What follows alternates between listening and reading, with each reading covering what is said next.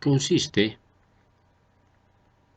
en reproducir de una manera simplificada la realidad. Es decir, la modelación es el proceso que explica mediante modelos o secuencias lógicas una parte de la realidad. Para estudiar un proceso, por ejemplo, sedimentario, se ha de elaborar una secuencia de fases, las cuales nos van a revelar cómo ha sido el desarrollo de ese cuerpo sedimentario o algún otro en particular. Los métodos, más bien, el enfoque de sistemas es el que proporciona la orientación general para el estudio de los fenómenos como una realidad integral. Esta realidad está conformada por componentes que cumplen determinadas funciones y mantienen formas estables de interacción. De esta manera, el enfoque de sistemas tiene la característica de acomodar la realidad en tres factores. Una fase de entrada, una fase de procesos y una fase de salida.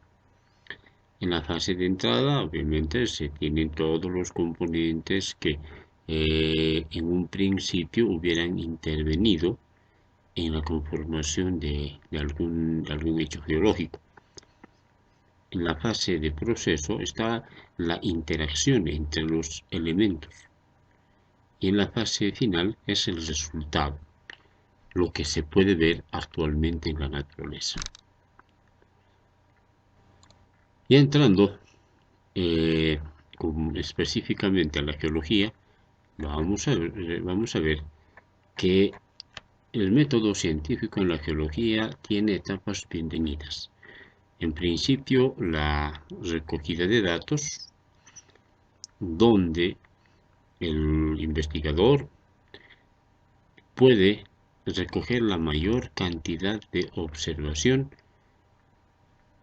y datos en el campo.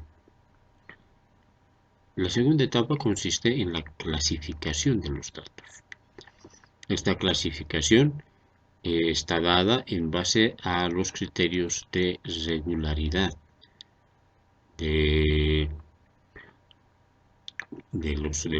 los datos, por cuanto se puede inclusive otorgar rangos para concentrar, para reducir la información que se tiene. Sobre los datos clasificados se puede inferir las hipótesis, que es la hipótesis, la explicación tentativa a lo que hubiera podido ser el origen para el detalle que se está observando en el campo. La comprobación consiste en la verificación, en la relación lógica que existe entre los elementos y el desarrollo y la evolución hasta la fase donde se ha concretado el hecho. La revisión, obviamente, es una verificación de los datos adquiridos. Esta etapa es importante por cuanto puede ser que los datos obtenidos en una primera instancia hayan adolecido de alguna falencia. Sin embargo, mediante la observación se puede corregir esos datos y mostrar como una información mucho más. En la geología se tienen los métodos directos y los indirectos. Los métodos directos son aquellas en las que el objeto de estudio está en contacto físico con el investigador. Puede ser en el campo o puede ser en el laboratorio.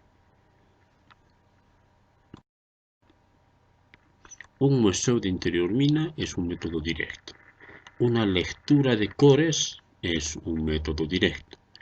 Una lectura de la estratigrafía o geología de superficie es un método directo porque existe una relación, más bien un contacto físico entre el objeto de estudio y el investigador. Y los métodos indirectos son los que se toman a distancia, en las que no existe un contacto físico entre el investigador y el objeto de estudio. Uno de ellos puede ser los estudios geofísicos, donde hay una distancia considerable entre el objeto de estudio en el subsuelo y el investigador.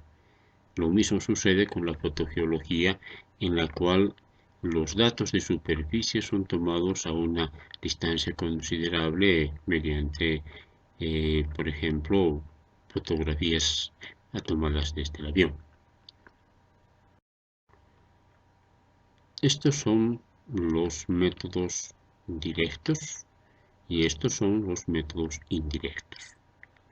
Acá el sensor a una distancia considerable del objeto de estudio, lo mismo que acá. Este es un cuadro, un resumen que se utiliza como ejemplo para distinguir los objetos, las mediciones directas de las mediciones indirectas. ¿Cómo empiezan las técnicas de la investigación científica? Empieza con la toma de datos. La toma de datos necesariamente debe estar en función a los objetivos específicos del trabajo de investigación.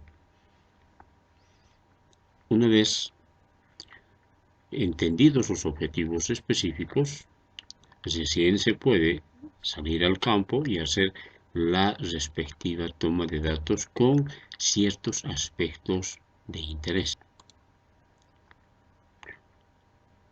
Y en esta fase, en la toma de datos se va a distinguir las tomas de escala microscópica, donde se va a utilizar algunos instrumentos como los microscopios o las lupas de campo para observar o para recoger la información de interés. La escala macroscópica corresponde, como vemos en la imagen, a las muestras de mano. Aquellas muestras que se recogen en el campo en las que se revela gran parte de las características texturales o estructurales de las rocas. Y finalmente, en la observación megascópica se recoge información a través de instrumentos como el estereoscopio, porque megascópica significa una información de gran escala, un territorio bastante extenso. Cuando se recogen las muestras, son sometidas al tratamiento de datos. En esta fase se va a considerar el análisis de todas las muestras y se va a hacer obviamente un resumen y que pueda ser gráfico o estadístico de la tendencia de todas las muestras. Una vez que se ha conseguido en la fase, la clasificación de datos, se llega a la representación. Y la representación consiste en la ubicación de cada uno de cada una de la información en un mapa base. De esta manera Se va a lograr representar la información obtenida del muestreo en un mapa base. En cuanto a las estrategias investigativas, vamos a analizar muy brevemente cuáles han de ser las tendencias que en la geología se van a utilizar. En la geología existen enfoques tanto cuantitativos como cualitativos, los que van a generar perspectivas distintas, puntos de vista diferentes, que puede ser que hubiera en cierta manera una discrepancia, pero el lado positivo es que estos enfoques también se complementan y potencian la posición del investigador.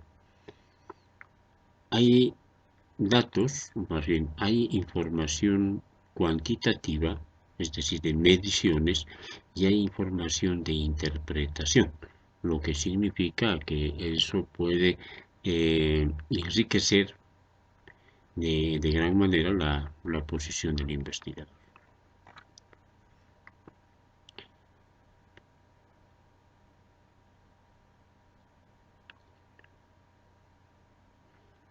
La estrategia que generalmente se utiliza en el campo geológico es la estrategia de la replicación, que consiste en la repetición de los hallazgos producidos en la experimentación. Es decir, si en el campo se consigue una muestra de un determinado mineral, los posteriores investigadores que puedan tener o puedan recoger muestras de ese mismo lugar deben coincidir en los resultados. Por otra parte, tenemos también el falsacionismo o racionalismo. El falsacionismo o racionalismo significa que necesariamente se debe contrastar una teoría, un número indefinido de veces para confirmar la validez del enunciado, de la teoría. Es decir, en el fondo se trata de encontrar defectos a la teoría propuesta. Cuanto más argumentos que se pueda presentar en contra de una teoría nos va a llevar a una confirmación y a una aceptación de la teoría con la que hemos estado discutiendo. Y finalmente, llegamos al final del tema y les recomiendo de que hagan una lectura del texto guía y una comparación, lo que hemos estado comentando, para tener una idea exacta y precisa de cuál es el alcance del método científico. Buenos días.